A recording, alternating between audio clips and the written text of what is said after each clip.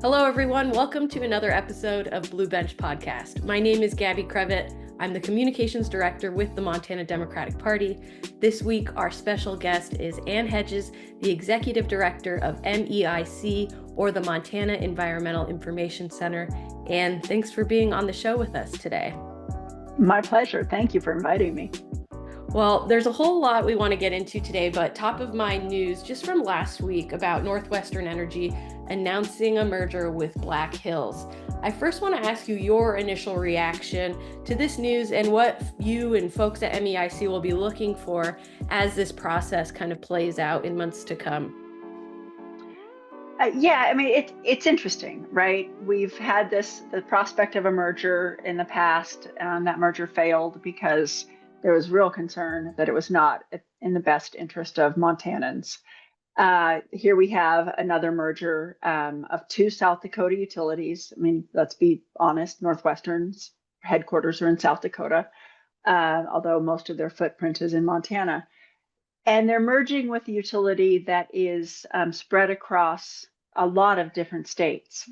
We would be their eighth state. And that means that our voice is going to be watered down, which isn't necessarily a bad thing. I mean, I really struggle because while NorthWestern employees are terrific and they keep the lights on in the worst of conditions, their executives are greedy and they have been overcharging us in recent years to an astronomical tune. And so I can't defend the status quo. They're making poor choices that are costing customers a lot of money and huge increases in our bills. And we are not, as a society, the average household simply isn't keeping pace. Their income doesn't keep pace with those increases in the cost of electricity for their homes. So this is a mismanaged utility from the top. Great people at the bottom, but from the top, these guys are mismanaged. So it's hard to defend that status quo. I know there's a lot of concern out there for this merger, but I also think we have to take a step back and we need to get a lot more facts about what this actually will mean for Montana. And we will no longer have NorthWestern being in the driver's seat because NorthWestern is it's a smaller utility, not electric utility, but overall utility. Black Hills is primarily a gas utility. And so they're going to pick up NorthWestern and get a bigger customer base for electricity than they have currently. But because they're a much larger utility overall, they're going to get more shares on the board, more board members on the board of directors than NorthWestern will. So it puts Black Hills very much in the driver's seat of decision making on resources and how the utility is going to move forward. And so we have a lot of questions, more questions than we have answers, about how to make sure that Montana is protected from poor decisions being made in other states. But we also hope that some of Black Hills' interest in expanding into the renewable energy realm might rub off on NorthWestern, because NorthWestern doesn't seem to be the slightest bit interested in the cheapest forms of energy that are available to it today. And that is renewables, that is wind, and that is solar. These are far cheaper than what NorthWestern wants to invest in and what NorthWestern has recently invested in. So merging with the utility that is investing in renewable energy, even if its percentage overall of renewables is lower, NorthWestern has a hydro system and waters down its numbers with the hydro system. And that's a 100-year-old system. Those are not new renewables. They are very old clean energy resources. We're happy they have them. But NorthWestern is not investing in modern, more affordable energy sources these days. And it's time for them to do so because we cannot continue to sustain these rate increases. Businesses across the state can't continue to sustain those rate increases. So we need a utility that's thinking about the modern energy area as opposed to NorthWestern, which is really stuck in the past and looking more at CEO pay than it is at customer rates. So, more to come. But I think it's unclear right now. I think there's some pluses and minuses, but I think a lot of it's going to be up to our Public Service Commission to make sure that the right protections are in place for Montanans. And that's leading me to my last question just about this topic, because it sounds like we have more questions than answers right now. But Mhm. can you help us understand what exactly the PSC's role is in this merger? Like, what is the extent of their authority, and how much do you expect them to fight for Montana ratepayers in this process? Oh, I expect them to fight for Montana ratepayers. That's why they get paid the big bucks. I mean, they earn a hefty salary, and that is the purpose, is to make sure that they're looking out for Montana. So how it's going to unfold, we're going to have to see what Northwestern's application looks like. But I absolutely expect the Public Service Commission to look out for our best interests, which that means making sure that we aren't somehow subsidizing other states and that we are protected and insulated from poor decisions being made elsewhere. So I'm sure that other states want the same exact thing, and they're going to insist their utility commissions do the same thing. And I think we all need to join together and make sure that this merger is good for the people in each individual state and not just for the utility executives. Right.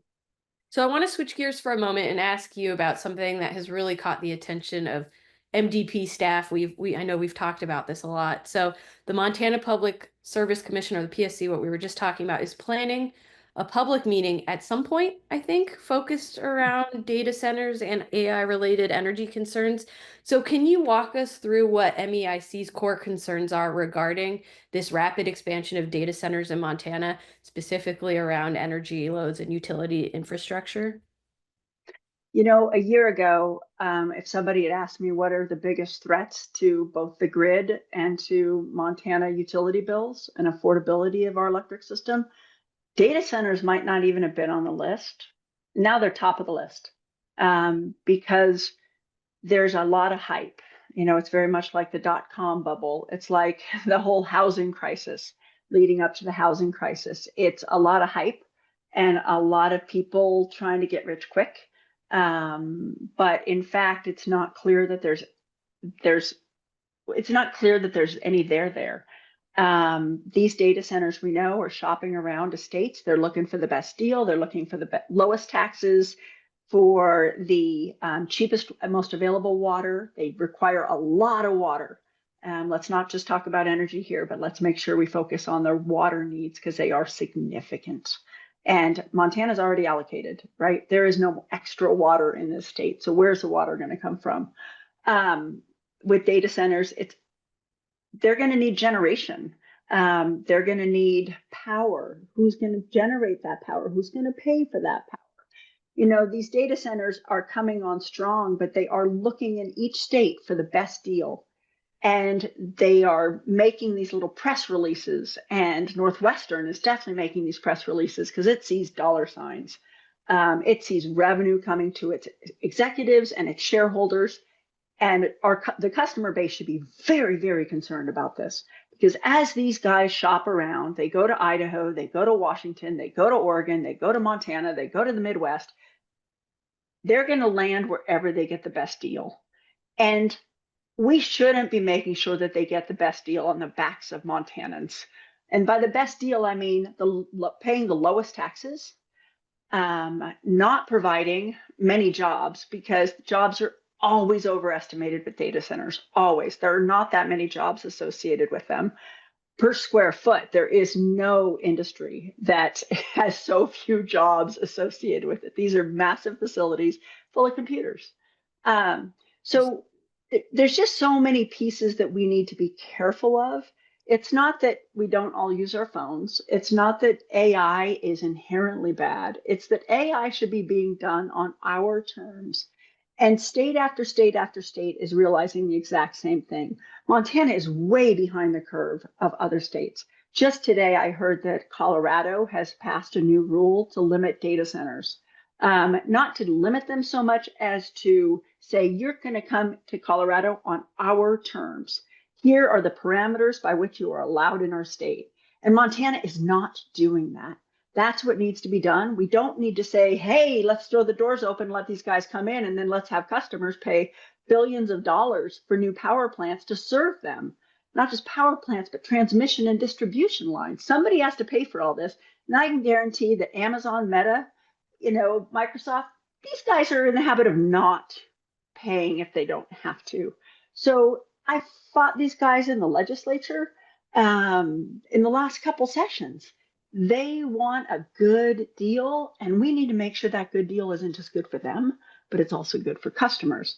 We need the PSC to stand up for us. The PSC started down that path at the beginning of this year. Katie Sullivan, Representative Sullivan, had a really simple bill that just required these data centers to have to annually report their energy usage to the Public Service Commission so that we could do some planning in the state for what is the energy demand of these facilities. That bill never even made it out of committee. But I heard through the grapevine that bill was the impetus for the Public Service Commission to turn around and send a letter to NorthWestern Energy and said, what is it that you're doing with these data centers? And by the way, you have to come to us. We are responsible for ensuring that the law is followed, and the law requires the Public Service Commission to make sure that existing customers are not harmed by a big facility like that coming onto NorthWestern's system. So the PSC should be the gatekeeper on these facilities. The PSC sent a letter to that effect and asked NorthWestern to respond. NorthWestern's response was nonsense. It was gobbledygook. It didn't say anything. It said, there's nothing to see here. Ignore the man behind the curtain. And then nothing happened. The PSC hasn't done anything. And we keep getting these press releases in which NorthWestern is touting all these data centers that they want to have, that they want to serve. And, we're talking, there's over 3,000 megawatts worth of data centers that have announced proposals in the state. Remember, NorthWestern only serves about 750 average megawatts of power to its existing customer base.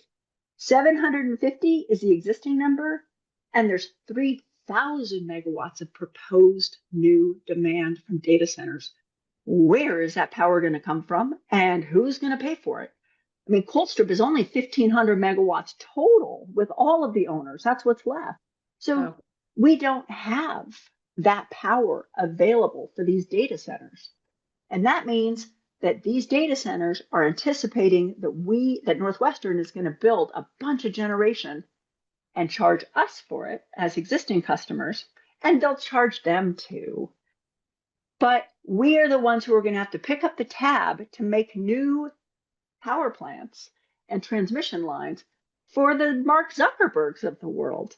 That shouldn't be the case. And then if it's not the Mark Zuckerbergs of the world, but it's some fly-by-night facility, and they're gone in a couple years, we as existing customers will still have to pay off that power plant. It's just like a mortgage. Just because you move out doesn't mean you don't get a stop. It doesn't mean you can stop paying your mortgage. You still have to pay. So customers that are stuck here, captive customers, are going to get caught having to pay all of these extra costs if we are not careful. And that's what the PSC is for. That's where the PSC started to go earlier this year. They've been quiet until recently when President Molnar said that they want to investigate these. They want to pull NorthWestern in and ask them questions. I don't know when that is going to occur. I'm very much looking forward to it. I am worried that this PSC might not have the backbone to follow up and stand up to NorthWestern Energy. Very concerned about that. But I also heard that the Public Service Commission is going to be coming out with a letter in the next week or so to NorthWestern, asking them more questions and saying, in fact, this is a rumor, but saying, you've got to come to us. My question is, if NorthWestern doesn't and thumbs its nose at the Public Service Commission, what will the Public Service Commission do? Because without enforcement of our laws by the Public Service Commission, our laws don't mean anything. We're seeing that at the federal level in spades. So this is something that we're seeing, it could play out in the same way. And that would result in really big increases in customer bills on top of the big increases we've already seen in customers' electricity bills. And it makes a state that's unaffordable. And then you have businesses fleeing the state for cheaper power. So that's a lot. I'm sorry. I mean, it's a lot. I have so many follow-ups. I don't even know where to start. So let me just Let me just tell you this picture you've painted. I feel like it's this massive tsunami just kind of in like on the horizon, and it's just Mhm. looming. And anyways, you mentioned last year at this time, this data centers were not really on your radar. Why are they such an issue now? Uh, because AI has become a thing, and AI is this ubiquitous term. It can mean a whole host of things, artificial intelligence. And there's ways that artificial intelligence may be beneficial for us as consumers, but there's a lot of ways that artificial intelligence might not be good for us. I think we're hearing more and more stories about that. But a search on ChatGPT, for example, which is just a very moderate energy user for AI systems, is takes about 10 times more energy than a traditional Google search because they have these really high-end computers that have to pull all sorts of data and run these computations very, very quickly in order to spit back the answer to you in record time. So it's just the consolidation of so much information and having to process that in such a quick millisecond that causes these computers to use an enormous amount of energy like we've never seen before. But I want to also talk about the inevitability of this because I don't think all of this is inevitable. I think that a lot of this is hype. I think whenever you have something like this where there's a lot of money flowing into it, you have a lot of shysters enter the space and want to build data centers and hoping that they can sell it to Mark Zuckerberg. You do have a lot of people who are trying to get rich quick. And so I think a lot of this is hype. I think a lot of these data centers that are being proposed all over the nation, including in Montana, will never come to be. We just have to make sure that we're not paying for these mistakes or, just falling for this line of, you look so beautiful tonight. How about, subsidizing my big data center plan?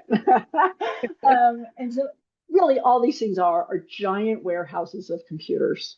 For the average person, that's all they need to think about is a giant warehouse full of computers that are running computation to answer your questions that you put in the Google chat or to do calculations and pull data together from a number of places in other types of Google type applications. So AI has a lot of potential to be good. It has a lot of potential to be bad. We are not regulating AI at all.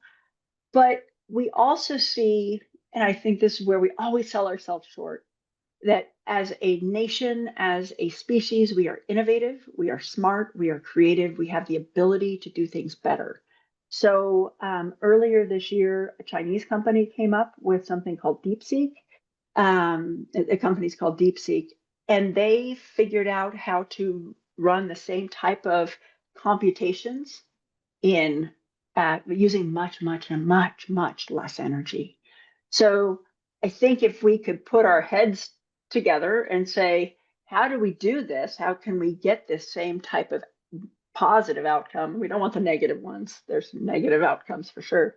But if we can get the same positive outcomes that AI presents to us using less energy, less water, figure out how to better cool these systems, because that's what they use the water for, we're going to be in a better spot. And then we can sell that innovation all over the world.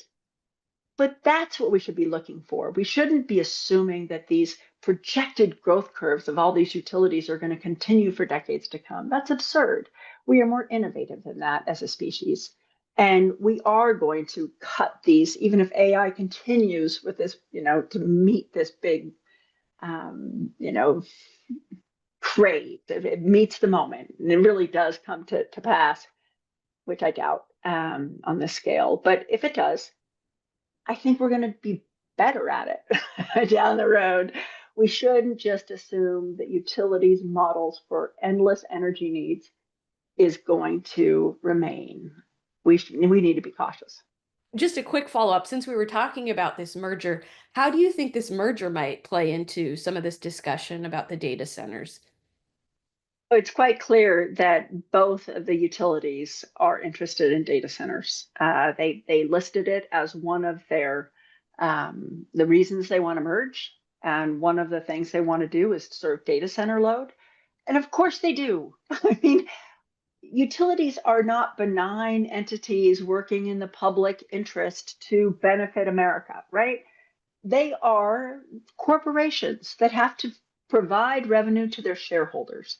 That is their job. There's nothing wrong with that job. That is the system we have. But we have designed a system in which they have to make themselves subject to the Public Service Commission regulation to temper their monopolistic tendencies. If they're going to be allowed to be a monopoly, then we've got to say, you do that on our terms. So while utilities love the concept, I mean, just adore this all over the country, the concept of this giant increase in energy demand and being able to build really big, expensive projects to feed that demand, and then to charge customers more money to pay for those new power plants and transmission lines, that's money in the bank for them. They love it. Right. That's why we need a utility commission to temper those monopolistic tendencies to earn revenue for shareholders. And we should be demanding of every one of our commissioners. I mean, if anybody takes anything away from this conversation, it is call your commissioner and say, I don't want to pay for Mark Zuckerberg's data centers. I don't want to pay for higher electricity costs to provide power to a data center that's going to be feeding data to China. I don't want to give water to a data center that is not going to provide much benefit to the state of Montana. Because remember, these guys have slowly been winnowing away over the years at their property tax rate.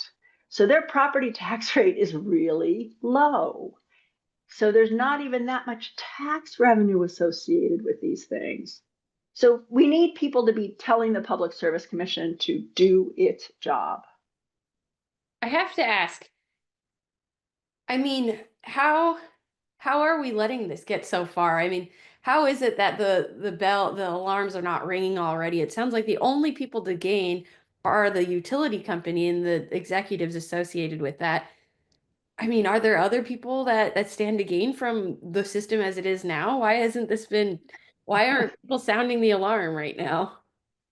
Money talks, first off. So these days, data centers are well financed and they have the ability to fly, the head of the mayor and city council members to another data center in another state and wine and dine them. Money talks. And they talk about all the thousands of jobs that are going to be created. But and I will say, I think labor's in a pickle because I think labor's interested in data centers for exactly that reason. There are some jobs associated with them, but there aren't very many jobs. Let's be clear. There are some construction jobs initially, but these are prefab facilities by and large. There's a prefab manufacturer for data centers in Lewistown, Montana. They testified during the session, so they're making some money, but laborers aren't going to earn that much money because these are prefab. There will be some electrical work, definitely for the setup. So there will be some initial jobs. But overall, what we've seen all over the country is these grossly inflated estimates of how many jobs will be created. And the reality is a small fraction of that. So, these guys can say anything they want. And I think it's only been in the last 6 months that people have started calling BS on it all over the country. And now you have utility commissions hauling utilities in and saying, whoa, whoa, whoa, whoa, whoa. We need a new rate class for you. You do have the possibility of really harming existing customers. And the water issue all over the country is starting to become a real concern because it turns out as the climate changes and we face more droughts and severe weather, that water resources are in shorter supply. And so these data centers gobbling up water resources should be a huge red flag for every agricultural producer out there. Wow, even more layers. Yeah. Well, let me ask you this. You've mentioned the PSC and their responsibility in all of this. You've talked about the legislature a little bit. What more can our state legislators be doing right now to make sure Montana gets on the right track? Demanding answers. Seriously, NorthWestern is supposedly signing agreements with these companies. We should be demanding that those agreements be provided to elected representatives so we can see if Montanans are getting a good deal. They should be demanding to know where the water is going to come from. Our elected officials should be demanding to know how their constituents are going to be insulated from the added cost of adding a data center and the generation that accompanies it. Every legislator should be asking serious questions and demanding answers from our utility and from the Public Service Commission about how their constituents are going to be protected from the big dogs in our society, the people who have all the wealth, the Metas and Googles and Amazons. These are the guys who are behind these data centers, and we shouldn't have to subsidize them. Okay. I want to ask you right now about impacts. Are we seeing the impacts of this right now already, or is the worst yet to come with impacts? Worst is yet to come. Absolutely. But I do think we already are seeing some of those impacts. I think this merger between NorthWestern and Black Hills is one of those impacts, is they're trying to get a bigger share of the market for data centers. And I think we're seeing NorthWestern include this in its growth projections. And Colorado just passed, supposedly, I haven't seen it in writing yet, but passed something, said they are not allowed, the utility is not allowed to include those growth projections in its planning until there is a signed agreement, and that there are exit fees for these companies if they actually don't come through, in order to offset the cost that customers are going to have to pick up because we're going to remain in the system. So I think that there's a lot of things we can do and should do, but we need brave elected officials to help us navigate this world and make sure that we're not subsidizing these guys. This really does seem like a very nonpartisan issue, and it's in everybody's best interest to advocate for Montanans right now. It's to me most fascinating is the people who keep bringing up water issues are Republicans. They did during the session. They did at a recent water policy interim committee. I think that Republicans, as you know, at least in the legislature, a lot of them are in the ag sector, and I think they understand that without water resources and their ability to exercise their water rights, that they're out of business. So I do think that there's some of that. I just think that everybody should be concerned about this and make sure that we have policies in place to protect customers. Because these guys don't have our best interests in heart. They don't. And they're not supposed to. That's why we have the regulatory system that we have. Regulators are supposed to be looking out for us. Yeah. I mean, this is just blowing my mind. I'll be honest. Like, this wasn't on my radar a few months ago, and I can't imagine it's on very many people's radar right now. I mean, where everybody's just trying to get by right now, just trying to pay the bills. It's hard to even imagine utility bills going up even more. So, Right. So we have, it just bills raised less than 2 years ago, 28%. And then, they fluctuate every quarter a little bit based upon fuel costs, but they went up 28% at that moment in time. And they've stayed high. And now there's a 20% increase on the table that the Public Service Commission is deciding right now. And this is without data centers. And then we have a utility that's in the middle of its regular planning process. Our laws, every state has a similar law where utilities are required to plan for the future, and 20 years into the future, what is the demand going to be for energy, and how are they going to meet those goals? NorthWestern's going through that process right now. And we should say that you can't assume data center growth in that, because when they do, that means they also assume that they need a whole lot more power plants.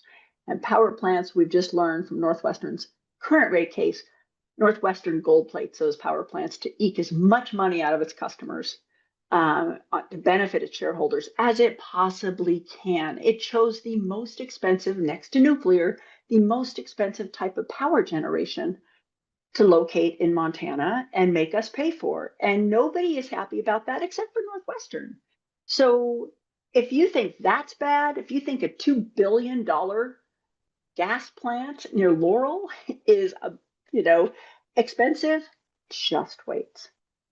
Because if they also say that all this data center load growth is inevitable and needs to be planned for, it sets them on the path of acquiring more generation at even higher costs. And we need to be really careful. People can't afford this. So one more question for you, Anne. This is about the so-called Big Beautiful Bill that, of course, our all Montana Republican congressional delegation supported as it made its way through Congress. But Montanans, as we already discussed, are struggling with higher energy bills. And Trump's Big Beautiful Bill is said to increase energy costs while destroying opportunities for clean energy in the future. What will that look like in Montana? Are we already starting to feel those impacts, or has that happened yet? Mhm. Yes, absolutely. We're going to be paying for the big, beautiful bill, both in our rates. If you think rates are high now, just wait, because what this administration and our absentee landlord congressmen are doing is they are guaranteeing that rates are going to rise because they have picked the winner in the energy race, and they have picked the most expensive form of energy that they could. They're picking nuclear. They're picking, which doesn't even exist yet. Let's be real. They're picking some new form of nuclear that has never been built in the United States before. So, Bill Gates is looking at a $10 billion facility down in Wyoming. $10 billion. Think about that. I mean, we're upset about $2 billion. Um, $10 billion for a small nuclear facility.